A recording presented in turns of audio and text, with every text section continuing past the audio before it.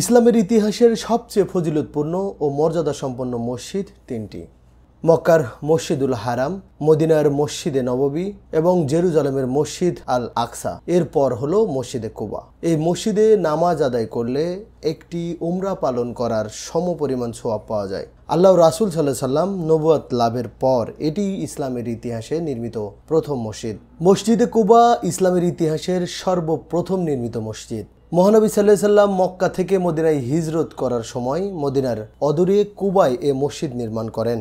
এর আগে মক্কায় তিনি কোনো মসজিদ নির্মাণ করেননি।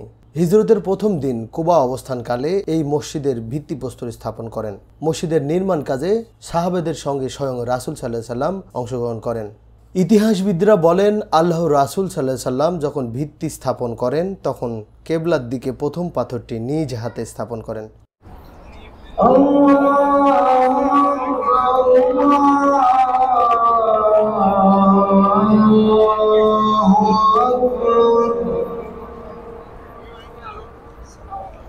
কুবা মসজিদের জায়গাটি ছিল হযরত কুলসুম ইবনুল হিদম রাদিয়াল্লাহু তাআলা খেজুর শুকানোর পতিত জমি।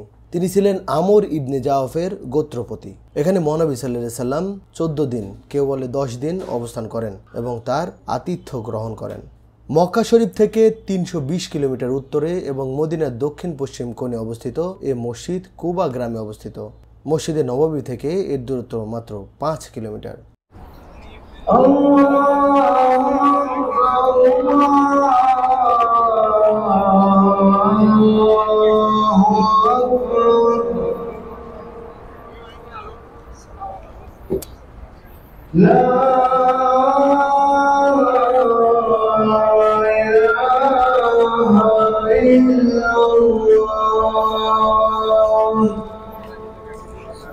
কুবা একটি বিখ্যাত কূপের নাম। সময়ের পরিক্রমায় এই কূপকে কেন্দ্র করে যে জনবসতি গড়ে উঠেছে তাকেই বলা হয় কুবা। এর সূত্র ধরে এই মসজিদের নাম করা হয় মসজিদে কুবা। পবিত্র কোরআনে কুবা অধিবাসী ও মসজিদে কুবার প্রশংসা করেন আল্লাহ তাআলা। তিনি বলেন যে মসজিদ প্রথম দিন থেকে তাকওয়ার উপর প্রতিষ্ঠিত, সেখানে অবস্থান করা আপনার জন্য অধিক সঙ্গত, যেখানে এমন কিছু লোক রয়েছে যারা পবিত্রতা পছন্দ করে আর আল্লাহ পবিত্র ব্যক্তিদের ভালোবাসেন।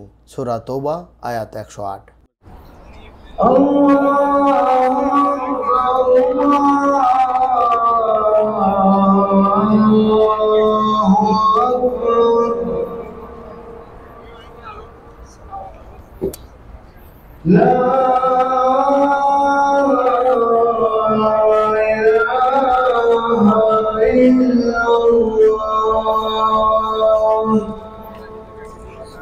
মসজিদে কুবা শুরু থেকে এ পর্যন্ত কয়েক দফা সংস্করণ ও পুনর্নির্মাণ করা হয়। মহানবী হযরত মুহাম্মদ সাল্লাল্লাহু আলাইহি সাল্লামের আমলের পর ইসলামের তৃতীয় খলিফা হযরত উসমান রাদিয়াল্লাহু আনহু তার খেলাফতকালে মসজিদে কুবার সংস্কার ও পুনর্নির্মাণ করেন।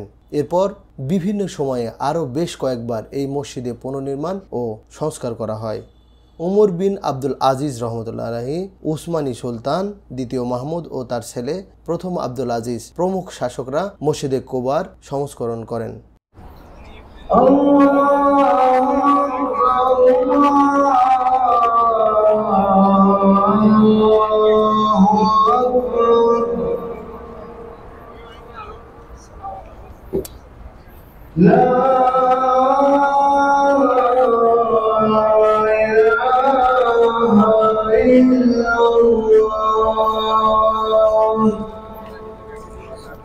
চারশো 435 হিজরিতে আবু ইয়ালি আল হোসাইনি কুবা মসজিদ সংস্কার করেন। তিনি মসজিদের মিহরাব তৈরি করেন।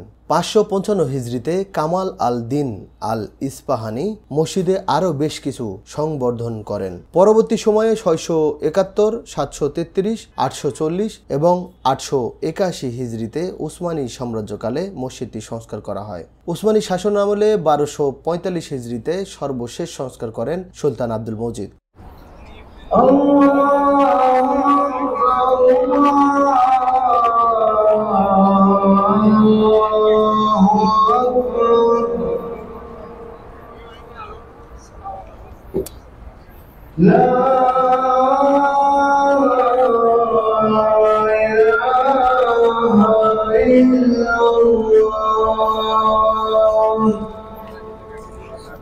1986 সালে বাদশাহ ফাহাদ বিন আব্দুল আজিজ আলে সৌদের সময় সর্বশেষ সম্প্রসারণ হয়। তখন পুরো মসজিদে এক ধরনের সাদা পাথর ব্যবহার করা হয়, যা অন্য কোনো মসজিদে সাধারণত দেখা যায় না।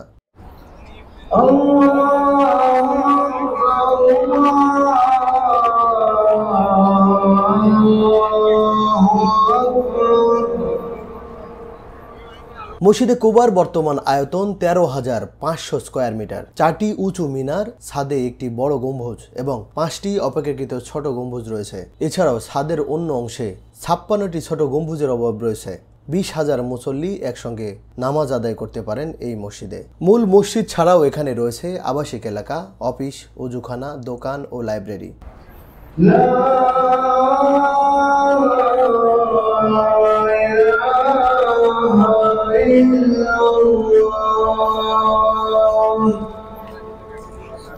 তবে মসজিদের মূল আকর্ষণ বিশাল গম্বুজ ও 4 কোণায় 4টি সুউচ্চ মিনার। মসজিদের চতুর্দিকে সবুজ পাম গাছের বলয় মসজিদটিকে বাড়তি সৌন্দর্য দিয়েছে। মসজিদটি দেখতে প্রতিদিন প্রচুর মানুষ আসে।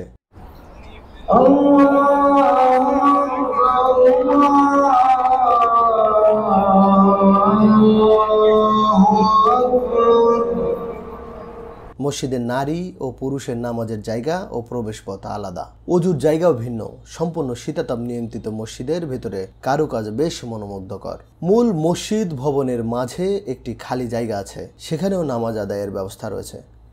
দামি কার্পেট বিছানো মেঝেতে মুসল্লিরা নামাজ আদায় করেন। এছাড়াও রয়েছে জমজম কূপের পানির ব্যবস্থা।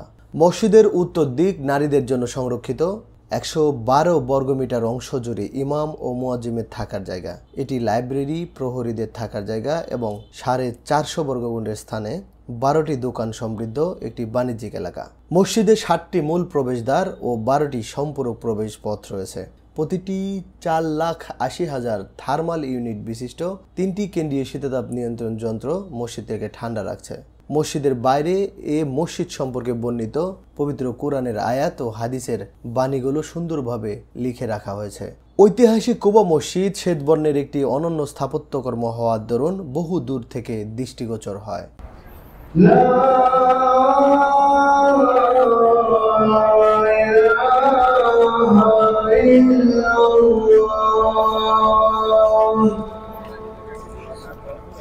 সুবহান